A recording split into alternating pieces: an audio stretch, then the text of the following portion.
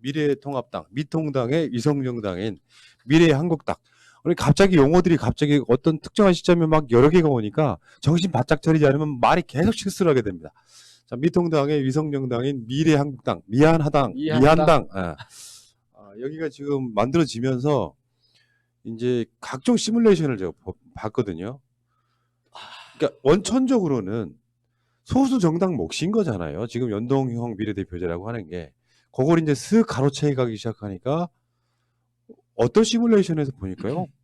총 이제 일반 비례하고 연동형 비례대표제 캡 씌운 거랑 하면 다 합쳐서 47석인데 그 중에서 25석 이상은 자유한국당 그러니까 미통당, 미한당이 가져간다 이렇게 나오는 상황이 돼버렸거든요. 그러니까 이제 이거 어쩌나 싶은 여러 가지 문제 때문에 저는 여기에는 분명히 가치관이 충돌한다고 봐요. 일단 이기고 보자. 그것이 중요하다. 그것이 시대적 선이다 하시는 분도 있고 요걸 또 민주당이 또 자유한국당 그 부류와 똑같은 방식으로 하는 것이 말이 되느냐 하는 입장도 같이 있다고 보거든요. 근데 제가 일단 그 말씀부터 먼저 드릴게요. 언론들이 이 민주당 비례정당이 만들어지는 그 어떤 낌새가 있어 보이니까요. 사설통으로 막 때리더라고요. 그런데 진짜 열받는 건 그런 거예요. 자유한국당은 만들었을 때는 그 이야기를 거의 안 하던 사람들이 민주당 비례정당 뭐 당에서 공식적인 이야기가 나온 것도 아니잖아요. 그 언저리에서 개인 의견으로 이야기하고 있을 뿐인데도 불구하고 민주당 뭐 비례정당 만드는 게 말이 되느냐 이런 식으로 먼저 공격을 먼저 하더라고요. 요거는 정말 너무 이상하지 않습니까, 언론이? 전 언론사 기자 출신이신 우리 민비 말씀해 보세요. 제가 그 후보 면접 갔는데 한 그 위원님이 공관 위원님이 질문을 하시더라고요. 해직 기자 출신인데 우리 사회에 이 언론에 대한 이 좋은 정책적 대안이 있느냐. 근데요, 이게 엄청 어려운 문제입니다. 실제로 민감하고 어려운 문제에서 언론 관련해서. 그래서 제가 그냥 저는 뭐 특별한 답을 갖고 있지 못하다. 되게 어려운 문제예요. 그런데 그럼에도 불구하고 저는 반사회적인 보도에 대해서는 또 반인륜적인 보도에 대해서는 사회적 통제가 필요하다고 본다. 그런데 이것을 정부가 나서서 기준을 만들거나 이렇게 저렇게 해서는 안 되고 언론계가 사회적 합의를 통해서 스스로 만들어야 된다. 이렇게 말씀드렸어요. 지금 이 문제 같은 경우는 정말 우리 푸나님 말씀하신 대로 말도 안 되는 일이거든요. 자유한국당이 미래한국당을 만든다고 했을 때 사실은 완전히 모든 언론이 조금만 좀 정상적으로 사고하는 언론은 이거 말이 안 된다고 했잖아요. 그런 언론들이 그렇죠, 있었잖아요. 근데 그냥 우물쭈물 넘어갔어요. 그래 놓고 민주당이 이렇게 하려고 하니까 하거든요. 그런데 하려고 하니까도 아니잖아요. 하려고 한 것도 아니죠. 맞아. 민주당이 그런 누군가가 말을 검토를 뭐 꺼내니까 해보는 여전히 하시고 살짝 흘러나오니까 아예 때려잡는 거잖아요. 지금. 자, 광주에서요. 어제 그제 그러니까 19일부터 21일 사흘 동안에 KBS가 광주 KBS가 여론조사를 했더라고요. 광주 전남북에 1000명을 대상으로 여론조사를 했는데 여기서요. 위성정당 필요 없다가 62.9%나 나왔어요. 예. 이 얘기는 무슨 얘기냐면 광주가 어쨌든 정치적인 그런 정치의식이 좀 그래도 좀 제대로 작동하는 곳이라고 보고요. 이건 무슨 얘기냐면 원칙적으로는 위성정당 안 된다는 거예요.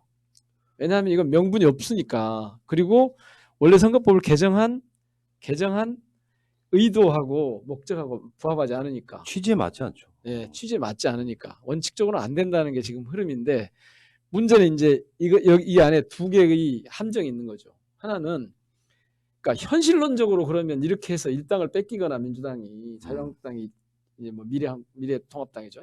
미통당 일당을 가져가거나 현실적으로 소수 정당에게 가려고 했던 것을 가로채 가는 이걸 어떻게 할 거냐 하는 문제에 대해서 정확하게 이해가 돼 있을까? 전달이 돼 있을까 하는 문제가 하나 있어요. 그래서 그거를 우선 좀 집중적으로 좀 들여다봐야 될 필요가 있고요.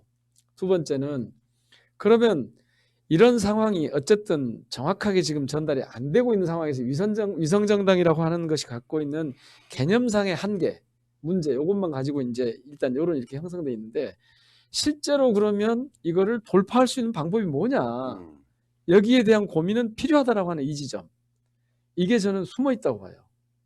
방법을 가지고 오셨어요? 저는 아직까지는 방법을 가지고 오지 못했습니다. 저는 방법 찾아냈습니다. 찾아냈어요. 말씀을. 그 이따 이야기할게요. 분석까지는 다 이제 다 똑같은데 네. 분석은 아니 문제는 근데 이게 선거라 네. 선거가 원칙을 지킬 것이냐 실리를 택할 것이냐 늘 여기에서 갈등 우리 삶 자체가 그렇지 않습니까? 우리가 소수 당을 배려하기 위해서 만들어 놓은 그리고 그 정의당을 비롯해서 다른 당과 함께 연대해서 지금까지 함께 이 정도까지 성과를 정치 개혁이라고 하는 성과를 만들어냈는데 여기에 이제 빈 구멍을 다른 나쁜 정치 세력들이 들어와서 이 본래의 취지를 지금 뒤집어 엎는 상황이고 현재 이 상태로 그냥 선거를 치렀을 때 그 저는 비례에서 절반가량이 미통당, 미한당으로 가는 것을 막을 도리는 별로 없다고 봐요. 예, 그러면 그렇죠. 이것을 뻔히 알고 있음에도 불구하고 이번 선거법 개혁의 그 정신이 바로 소수정당을 위한 배려이기 때문에 우리는 못 건드린다라고 하는 것은 어찌 보면 현실 정치를 책임져야 되는 여당의 입장에서 그리고 나머지 국정 운영의 이념을 또 책임져야 되는 여당의 입장에서 저는 굉장히 무책임한 생각일 수 있다라고 생각해요. 예. 그러면 어쨌든지 간에 활로를 찾아야 되는데 그 활로 중에서 전 두 가지 정도는 눈에 보이는 것 같아요. 하나는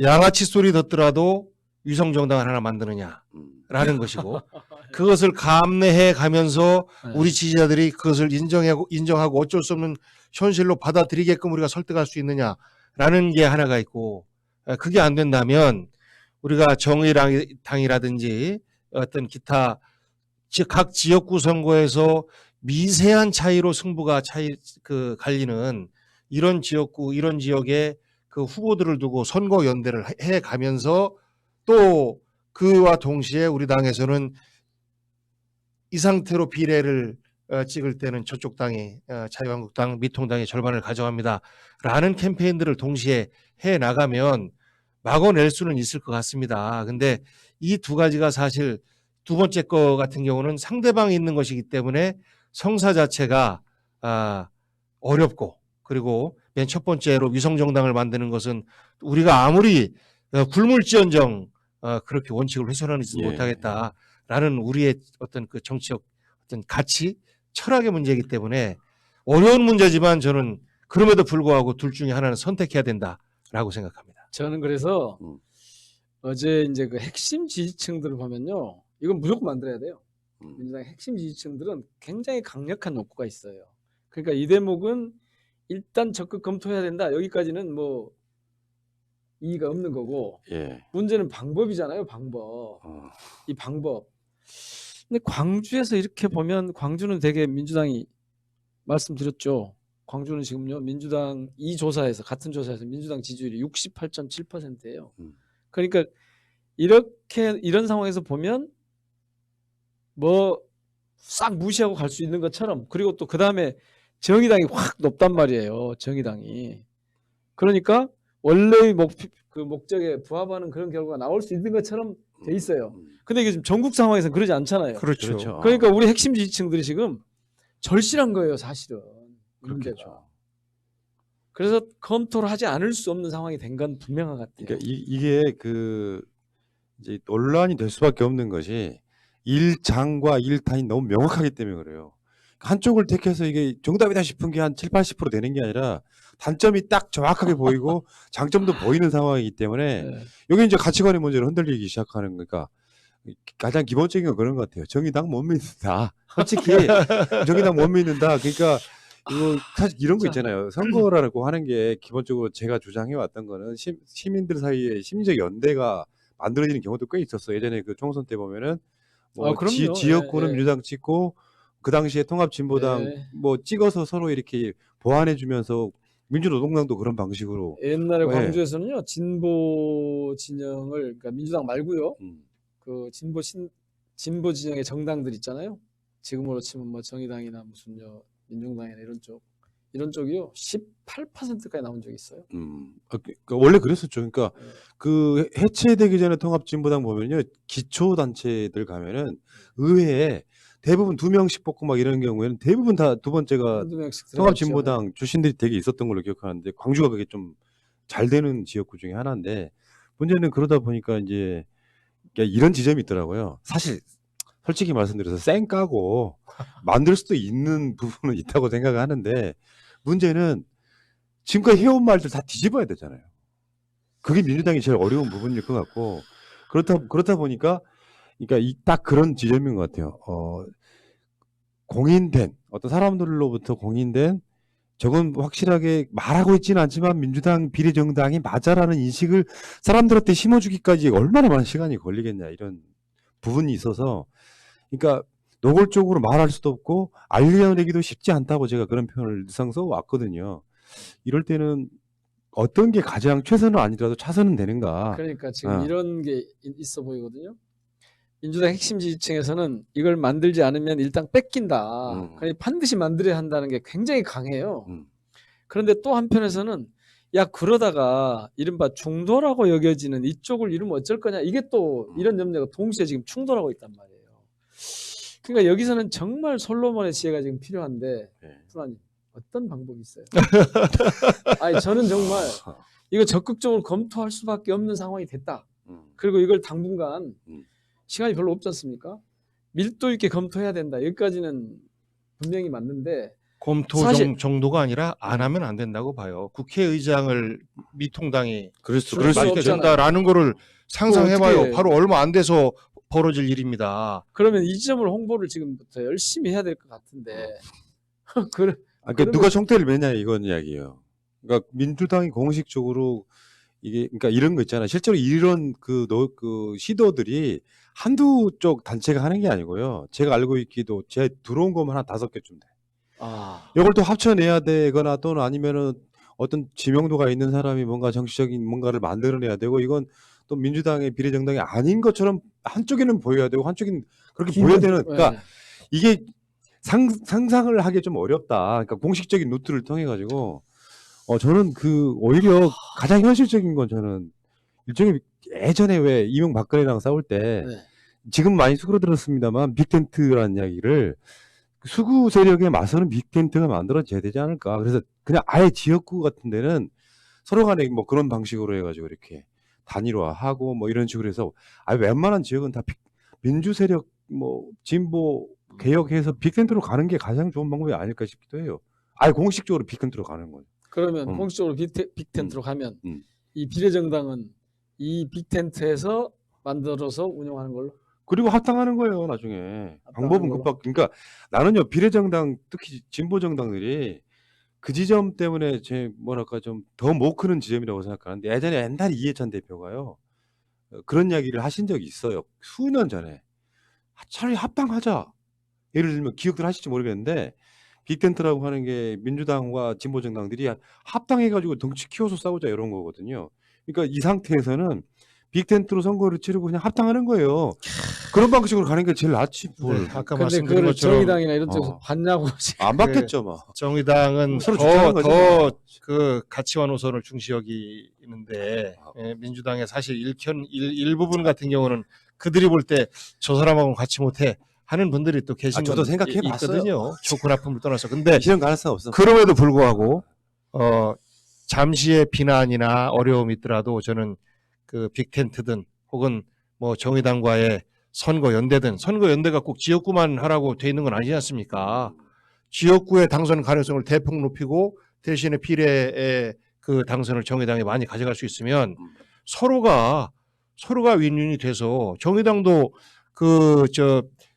교섭단체 이상의 의석을 확보하는 게 이번에 목표일 텐데, 지역구에서 정말 경쟁력 있는 몇 군데에서는 민주당에서 후보를 양보하고, 그리고 그 나머지에서는 정의당에서 민주당과 함께 그 지역구 당선을 위해서 노력해 준다라고 하면, 저는 모두가 추구하고자 했던 가치도 잃지 않고 이번 선거법 개혁의 그 뜻도 살리고 빅텐트하고 비슷하네. 그러는 것이 저는 우리 지지자층이 바라는 가장 큰 거 아닐까. 그러니까 저도 그 생각밖에 네. 없어요. 그러니까 선거법 방법이 현실적으로 위반의 그렇죠. 소지는 있습니다만 다만 노골적으로 어느 정당 비례노를 찍어주세요라는 얘기는 우리가 못하겠지만 저는 우리 훌륭한 지지자들이 알아서 자체 캠페인들 해낼 수 있다라고 하고 그 다음에 합당 문제까지 가면 너무 많이 가는 거니까 예. 저는 정의당이 그 민주당과 다른 결의 목소리를 내는 충분한 유의미한 가치가 있다고 봐요. 그래서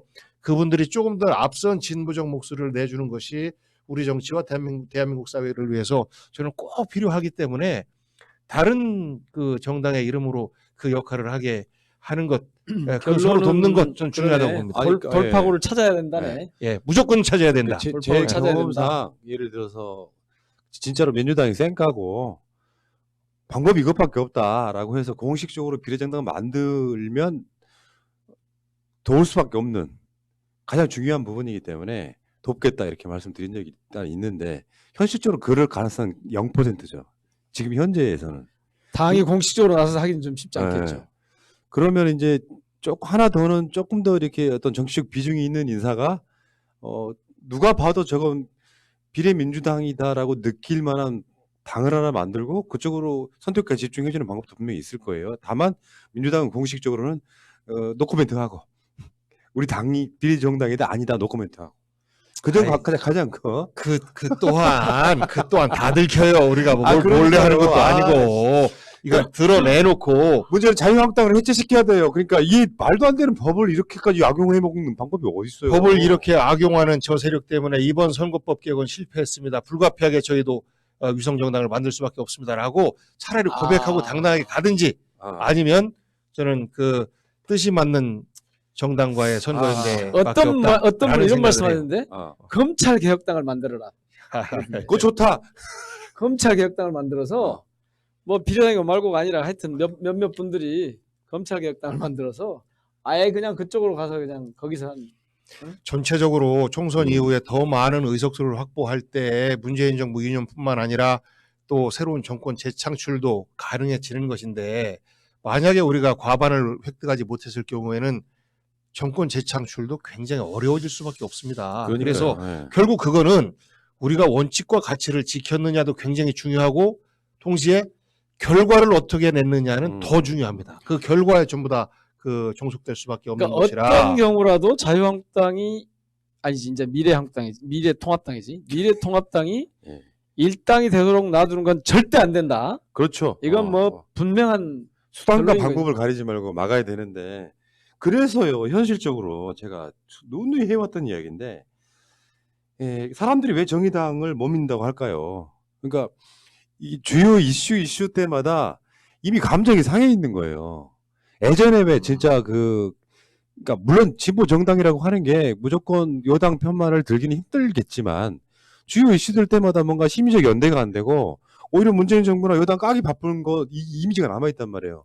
물론 4+1 같은 걸로 도울 때도 있긴 하지만 그렇다 보니까 지금부터는 만약에 다른 변수 없이 이대로 선거가 간다면 많은 민주당 지지자들이 정의당을 찍지 않고 내 표가 4표가 되더라도 민주당 찍겠다 이러시고 있는 거거든요.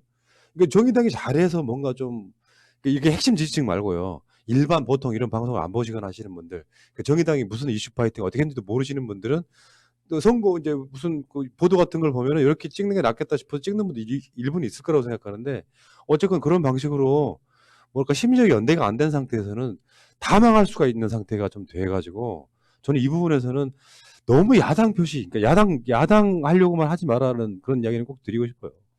사실은 저는 전에부터 정의당하고 저희가 얼마나 다른지 모르겠지만 그 빅텐트론이 실질적으로 좀 대한민국 정치에서도 한 번쯤 이렇게 대연합이 왜 저기는 무슨 보수 대연합이 어쩌냐 하는데 여기서는 왜 개혁 대연합 뭐 진보 대연합을 못 하냐고요. 이거 할 수도 있는 거죠. 그렇게 얼른 좀 서둘러서 얘기를 좀 해보고 어떤 경우가 돼도 미래통합당이 저는 좀 그렇게 안 돼요. 이거 미래통합당이 이거 일당을 하게 놔두는 게 어떻게 돼? 이거 안 되는 거지. 말씀드리고 싶어요. 우리가 대한민국 사회를 앞으로 제대로 바꿔갈 주류로서 작용을 하려면 조금 품이 좀 넓어야 된다고 봅니다. 미통당 같은 경우는 완전히 결이 달라요. 그 정당의 그 출생 동기부터 시작해서 그 구성원들 그들의 가치 완전히 달라요. 하지만 그 밖에 뭐 정의당이나 이런 정당하고 좀 다릅니다. 정의당이 민주당과 당이 다르기 때문에 이러저러한 공격도 하고 문재인 대통령에 대해서 공격도 하고 하지만 중요한 부분, 중요한 고비고비에서는 사실상 손을 잡고 함께 했었던 것, 그것을 기억해야 됩니다. 그 정의당에 대해서 실망도 많이 하고 또 우리 당에 대해서 아픈 공격을 해올 때 서운하기도 하죠. 그럼에도 불구하고 우리가 지금까지 정치적으로 성장해오는 과정을 보면 늘 연대였습니다. 그 연대 정신이 제대로 빛을 발휘할 때 우리는 선거에서 이길 수 있었고, 비록 우리가 여당이지만 여전히 철학과 가치를 폭넓게 공유할 수 있는 이런 정치 세력들과 손을 잡는다. 그 속에서의 현재로서 눈에 보이는 대안이 이제 정의당일 수 있다라는 말씀이고, 좀 더 포괄적으로 이야기하면 푸나님이 말씀하시는 이제 빅텐트일 텐데, 우리가 작은 다름을 크게 보지 말고 작은 다름은 감싸고 큰 차이를 어떻게 우리가 극복해낼 것인지 이 고민을 주로 할 시점이 아닌가 싶습니다. 굉장하다. 요즘에는 이 선거 때요, 장애 집회를 아예 안 하고 그냥 차 하나 끌고 가가지고 마이크 잡고 잠깐 이야기하고 말잖아요. 야, 옛날에 그 합동연설에 있을 때 생각해보면 참 그 정치 그런 맛도 있었는데요. 그때 있었어요. 그때 안 했어. 한번 안 했어요? 저 16대 17대부터는 이제 거리 연설 네. 중심이었습니다. 자, 그런 얘기 하나 드릴게요. 지금 이제 지지층도 핵심 지지층이 있고 이슈에 흔들리지 않는 뭐 어느 선까지의 지지층은 저는 문재인 대통령과 민주당 지지층 한 40%쯤 있다고 보거든요. 이제 자기 자신을 믿는 것도 중요하고요. 근데 이런 상황에서 일반 지지자분들은 선택이 어떨 때는 되게 여러 부류가 있는 거죠. 한쪽은 확실한 선택을 결론을 내려놓고 내가 내린 결론에 안 맞으면 공격들을 하세요. 그런 측면 분명히 있단 말이죠. 이게 정답이야. 뭘 니들 망설이고 그래. 뭐 하는데 정치를 하시는 분들이나 평론하는 입장에서는 그것에 생기는 리스크도 생각을 해봐야 되거든요. 우리 지금 우리 애청자분들 반응이 어떻습니까? 대부분의 이 정도 방송을 보실 정도면 핵심 지지층 중에 골수시니까 당연히 뭘 망설여 이 새끼들아. 지금 선비질하지 말고 만들어요. 빨리 아니, 만들어. 대략 그런 여론이 되게 많은데요.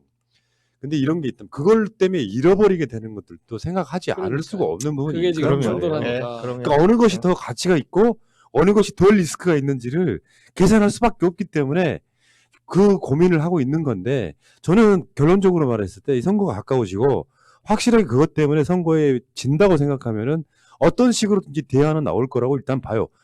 뭐 이제 맞물려 있는 어떤 기한들이 있기 때문에. 근데 거기에 대해서 마음들이 지금 오늘이 딱 한 50일 남은 거거든요, 선거가. 네, 50일입니다. 그러니까 50일 남아 있는 상황이기 때문에 좀 마음이 급하신 거죠. 이제 한 달하고 20일 남았다 보면은.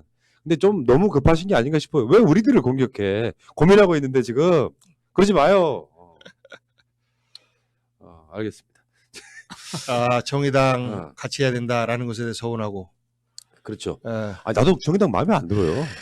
안 드는데 어떤 사람들은 또 그걸 공격하기 위해서 이들은 정의당은 빠냐 이렇게 해버리면 논평 자체가 안 되는 거죠. 예. 하여튼 작은 차이는 서로 감싸줍시다. 앞서 말씀드린 그 조사에서요, 19일, 21일 조사에서 광주 전남북 조사에서 KBS 조사에서 국정 지지가 거의 근래 최고를 기록했어요. 80.6%가 예. 문재인 대통령. 광주 얘기 너무 많이 하지 마요. 아니 무슨 말씀드리려고 하냐면 우리가 지금 우리가 이 상대적 박탈감을 느껴. 그 코로나19 바이러스에 대한 대응을 정부가 그동안 제법 잘해왔잖아요. 그런데 사고가 딱 난 거잖아요. 이때 진짜 실력을 보여줘야 돼요. 그리고 그렇죠, 국민들이 그렇죠. 서서히 지금 우리가 이걸 함께 극복해야겠다라고 하는 그런 연대감 같은 게 서서히 지금 싹이 트거든요. 이거를 잘 조직해서 정부가 그 신천지도 얼른 공개적으로 좀 빨리빨리 공개해서 그러니까요. 원인이 뭔지 빨리 찾아서 국민들이 지금 위협받는 그런 상황에 있는데, 위험한 상황에 있는데 종교보다 더 중요하잖아요 지금. 예. 다른 사람들 입장에서. 그러니까 협조하고 해서 이 위기 상황을 하여튼 알겠습니다. 잘 극복해 나가자. 예. 그게 지금 우리 핵심 이 지지자들은 특히 그렇게 가야 될 것 같아요. 정치와 철학에서는요 그런 이야기 많이 하죠. 위기는 기회다. 예. 이기는 기회다. 그 위기를 잘 살려내면 오히려 더 단단하고 뭔가 더 좋은 길이 열리는 경우가 꽤 있다는 말씀드리고요. 자, 마음들 불안하신데 다음 주 파란 남자들은 네. 보니까 아니 그게 아니라 지금 경선 결과에 따라서는 상당 부분 나도 살 떨리네 이게 저기 이런 것 때문에 말씀하실 게 있으면 마지막으로 한 말씀 아니에요. 저도 그때까지 안 끝나고 그때 경선이 진행 중일 가능성이 높아서요. 예. 혹시 못 오더라도 응원을 좀 많이 해주시고요. 우리 애청자분들이 들어보니까 우리 파란 남자들이 그렇게 재미있는 프로그램이 아니래요, 분하님. 아니 그거는 네, 그래서 그 가치를 못 느끼시는 분들 때문에 그런 거예요. 아니 그런데 그래도 유익하긴 하대요. 그러니까 우리가 앞으로 재미와 유익을 동시에 이렇게 추구를 해야 되는데 요즘처럼 심각한 상황에서는 재밌게 하기 힘듭니다. 다 그리고 재밌게 하면 안 됩니다. 우리가 하는 얘기가 재밌나? 지금은 조금 진지하게 하더라도 예. 좀 양해해 주시면 좋겠고 하여튼 코로나 이기고 총선 잘 치르고 우리 형, 민비 힘 모아보시게. 사위병 마무리 멘트야. 민비가요 그 광주 지역 언론에서 TV 토론 프로그램도 하셨죠, 진행하셨죠. 네, 그게 그 MC병이 있어. 그 유재석급 MC병이 있어. 자, 알겠습니다. 죄송합니다. 예. 재미라는 게 유머만 있는 건 아니고요. 집중력, 정보 다 포함되는 겁니다. 자, 여러분, 파란 남자들 좋은 결과가 있기를 바라겠고요. 결국은 우리가 이긴다. 정도로 가면 이기는 거죠. 다만 위기라는 것이 그러니까 어떤 그 결과물이 순탄하게 가서는 그 만들어진 결과물은 탄탄하지는 않아요. 어렵게 힘들게 가야 결과물은 탄탄해지는 것이다. 오늘은 우미처럼이네. 우미처럼이 알겠습니다. 예. 짜릿하게. 자, 파란 남자들 25번째 방송 25일 날 방송해드렸습니다. 다음 주에 뵙겠습니다. 고맙습니다.